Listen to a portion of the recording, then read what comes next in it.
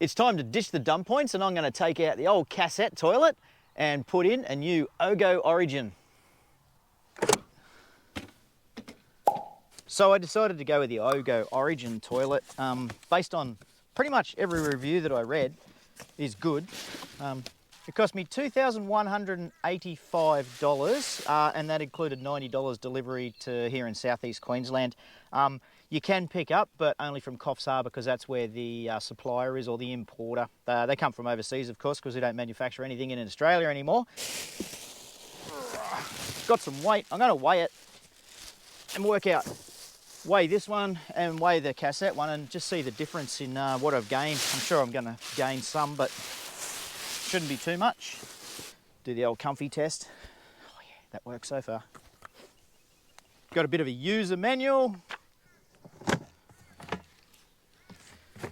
Got the pea bowl, that looks like a good size, and the great thing about these is as well, you can just dump them in the morning before you leave. You just pour this on the grass or under a tree, no problem at all.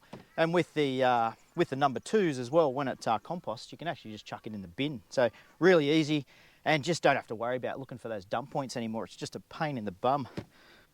Comes with its own core peat brick as well. You can pick them up, plenty of those from Bunnings and whatever. Keep them in stock. We've got a bit of a hose for the fan, the ventilation. There's no smells from these things from what I'm read. I'm also going to do a review a little later down the track. What do we got there? Some wiring and no water. You don't use any water with these either, which is great. We've also got, looks like some cleaner. Maybe just spray that. Keep it nice and clean and fresh. And then you got the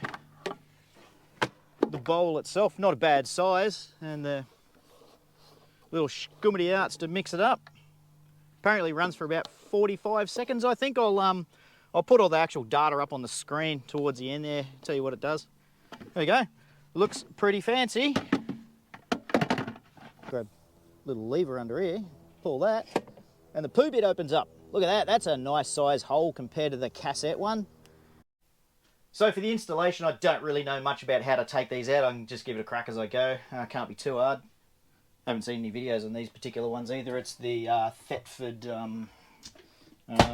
looks like this.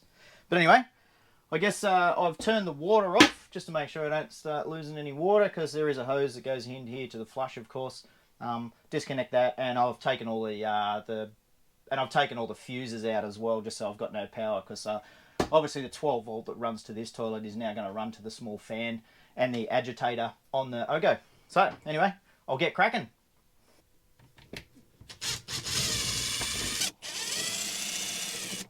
It obviously goes into the floor because look how long that sucker is. One on the other side.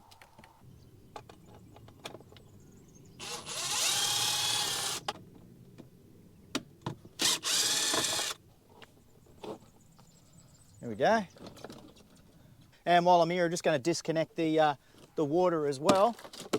And you can see under here, it comes down through here. So I'll probably just stop it here. Maybe, I might just leave that pipe in. But either way, I'm probably just going to use this feed supply as another tap down the back of the caravan, because the one at the front's pretty useless, really. Hard to get to with a stone stomper on. So that literally would have taken no more than 10 minutes if I hadn't been mucking around with the camera, probably even 5 minutes. Before I forget, this has got a fair bit of weight in it actually. It'd be interesting to know what the difference is. I'll go weigh them now before I forget. I'll put the cassette back in. That is just under 15 kilos, call it close enough to 15 kilos. All right, and now for the Ogo. So I can see it there. What do we got? Oh, that's 9 kilos. That's 6 kilos lighter than the original toilet, probably because of the porcelain, I suppose. These are obviously dry weights, and I haven't included any chemicals that you might use for the cassette one or anything else that you might use for cleaning on this, although the one that come with it is only just a tiny little, probably 500 grams, I reckon. You see there's quite a big size difference there. Massive compared to the Ogo, the old cassette toilet, just in the height and even in the depth too. So that means we're going to have more room sort of in the ensuite. That one sticks out a long way. There's only a couple of these small holes here that I'll have to cover up just to fill in, make it look pretty good. All right, now to position it. Bit of red dust.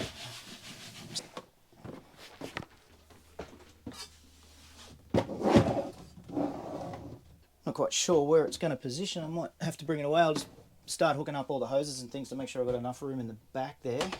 Ooh, there's heaps more room in here. It's quite good, really. In terms of positioning, there's a couple of factors here that you've got to weigh up.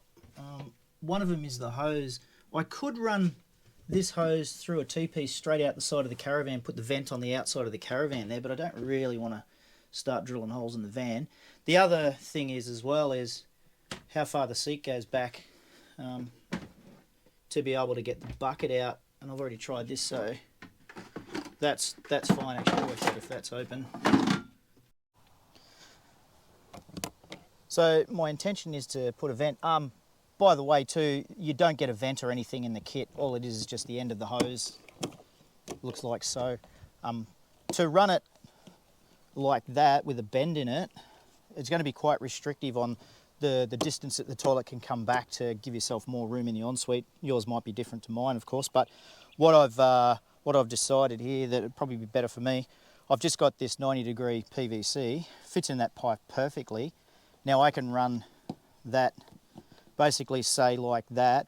I'll cut off this PVC tube at the correct length, so when I drill a hole in here, it'll poke out slightly. And on the other side there, I can just put a vent cover over the top with some mozzie screen, and just to keep the bugs out, because of course the bugs will want to go into a toilet. The other thing as well is if I do choose this option, I can then have this hose running downhill here. So if any water does get in the vent, it's not going to go anywhere basically, it's just going to come straight back out. And I'll have that sealed around the hole here, so nothing can actually go around here to get into the van. So we'll try that, see how it goes. Nice and easy. The wiring, 2 plugs, red, black, straight in, hook it up, good to go. Fan runs all the time. So I got my vent, just got that from Bunnings. I might even paint it black later. It looks all right at the moment. It's an aluminium one, costs about $5, pretty good.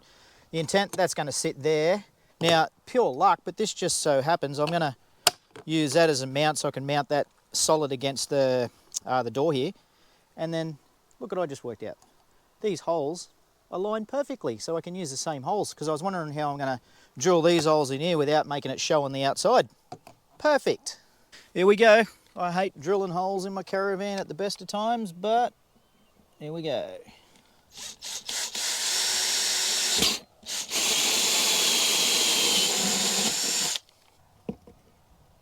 Perfect. Now I'll just cut this down. Crisis averted with the hose connected. That can then sit directly up there. It's not in the way of that bracket there to close the door, even though I'm not going to really open and close this door anymore, but I think that'll work. Going to put some stainless steel nuts and bolts in there too to hold the hold this bracket on and the vent on the outside.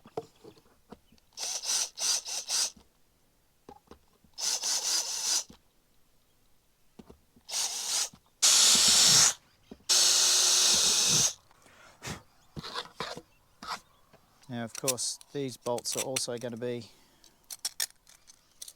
for this bracket on the other side.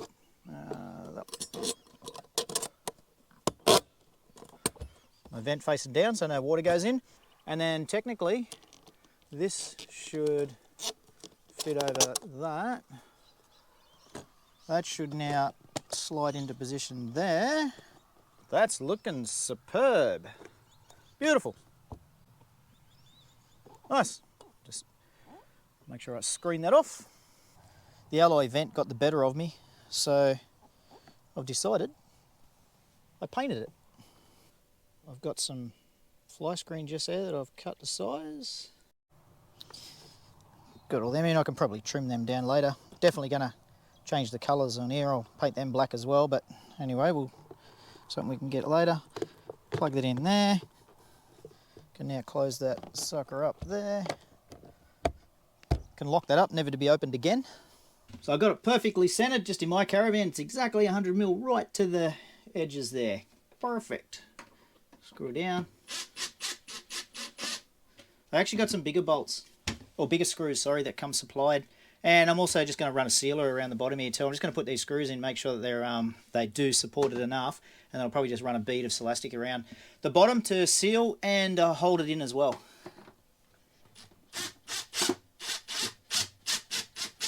Alright, we're screwed down. She's nice and secure now. Just got to work out how to use the thing now. Yeah, so on the side here, there's a little button. When you hit that, little agitator starts spinning and then mixes it all up, and that fan is just dead quiet. So I think it's about 4.5 amps. While that's going, it spins for 45 seconds every time you need to use it. That's it. The fan uses 0.5 amp every day, so it's next to nothing. Relaxing. It's so nice in here. There's so much more room.